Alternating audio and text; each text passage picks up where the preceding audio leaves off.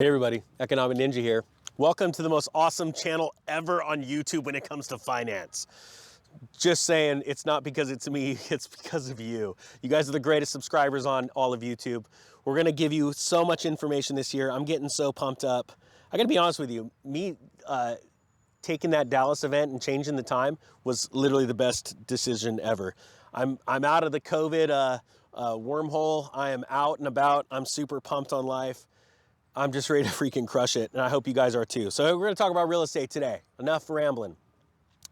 It's funny, just type in real estate into Google and then hit the news tab, and you're gonna see doom and gloom everywhere. And I am saying it with a smile because you know what? What comes up must come down, and it's a good thing. It's not healthy when a market just goes racing up, racing up, racing up. That's when I actually get nervous. There's a lot of people that run in, speculators are like super excited, and those are the bag holders that completely get wrecked. All right, and I'm telling you, when things go straight up, that's when you should be getting the heck out of Dodge, okay?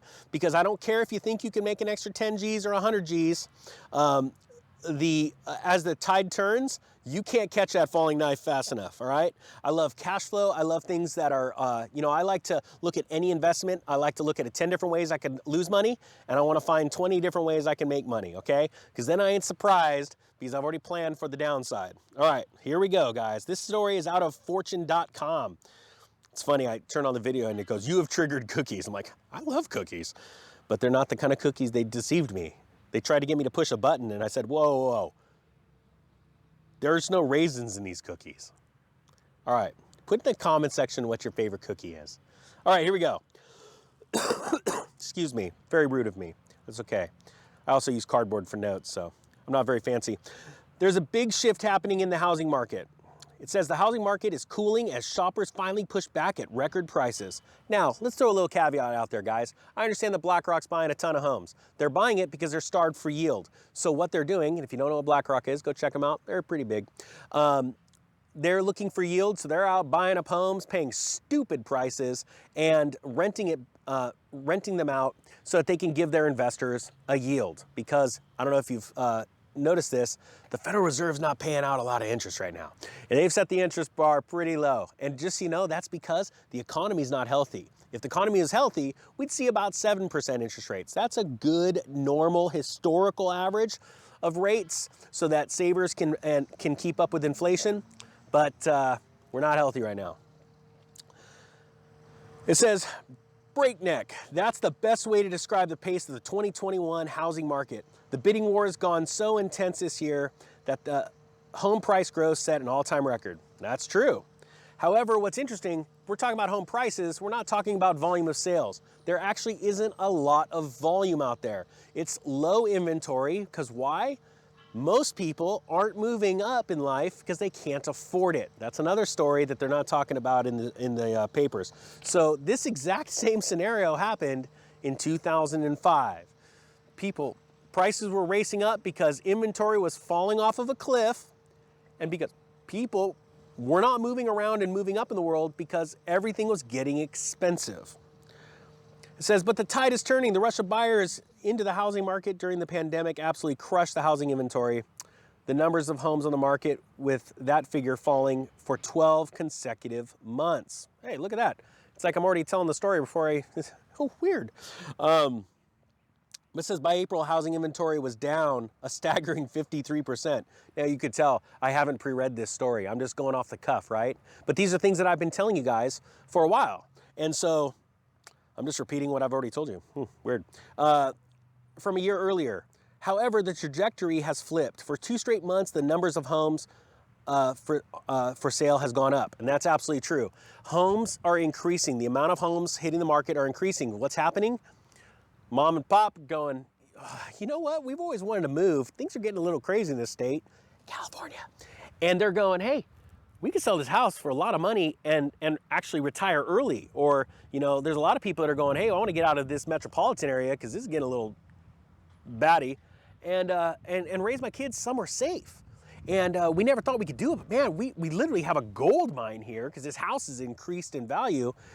Well, let's take advantage of it now before it doesn't happen again. There's a lot of people that are still, 2008 is fresh in their minds. We have a lot of new buyers and a lot of new real estate agents in this country that are so young, they didn't remember what happened in 2008. And I think that's dangerous. I think that's sad. And that if you're a new real estate agent, you didn't live through, you weren't invested in, and that's a really important part, being invested in 2008, the great financial recession. You need to do everything you can to learn about it. You need to ask real estate agents, or if you're a home buyer, you need to ask other people what it was like. You need to understand that cycles go up and they go down, but a complete cycle always happens, all right? There's nothing new under the sun, all right? And so what you want to do is you want to become an investor or a salesperson that understands these cycles so that you can explain them to other people, teach other people, and take advantage of them, all right? So right now it's staying right here that inventory is increasing. I'm not even going to read any more of the story.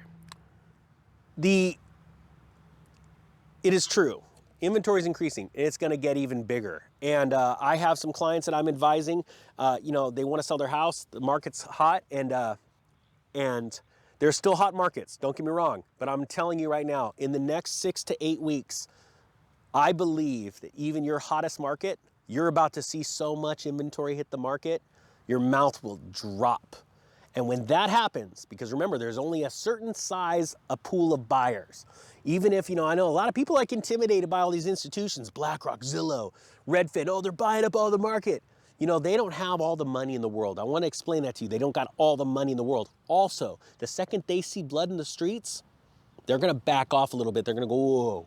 A lot of them, there's so many dang employees in these companies, they ain't all talking to each other, and they're in a frenzy too. And trust me, the same thing happened in 2006. All these companies were buying stuff, leveraging money, because it was cheap money back then too, and they got overextended.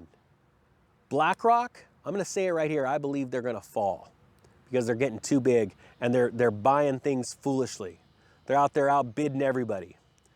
And there's going to be a time where they decide to pull back the reins, or they're going to run headlong into this crash, and they're going to be sitting on some interesting stuff, because what they're finding right now is that you can't just raise rents like crazy. There's a cap, and that rent cap, we're there. Rent has gotten so out of control in this country that we're now bumping 2/3 of the average income of the average renter, the rent costs. That's a dangerous place to be.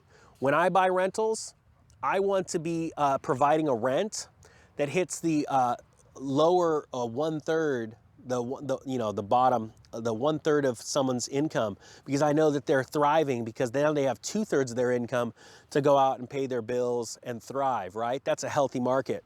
But when it hits 2/3, let's say somebody's rent is $1,000, but now they only bring in about $1,500 a month, then they only have $500 for their car payment, their electricity, their food costs, and then enjoying life. And that puts too much stress on a family. That's when you sell all your real estate. I'm gonna start doing maybe I'll get a fancy whiteboard and give you guys some information on that someday. But we'll have to, we'll wait till, I don't know. And you know what, at this point, I think we should just end this. I hope you guys got something out of this. The real estate market is turning. I'm pumped. There's not blood in the street yet. I believe we're going to see that for sure by December. I think you're going to see some, not great deals, because these are stupid high prices, but you're going to see some fear in the market. And that's when you want to start getting ready to buy. All right, guys, with that being said, thank you to all the new subscribers. Thank you to everybody that's hitting the like button. We'll see you later. The Economic Ninja's out.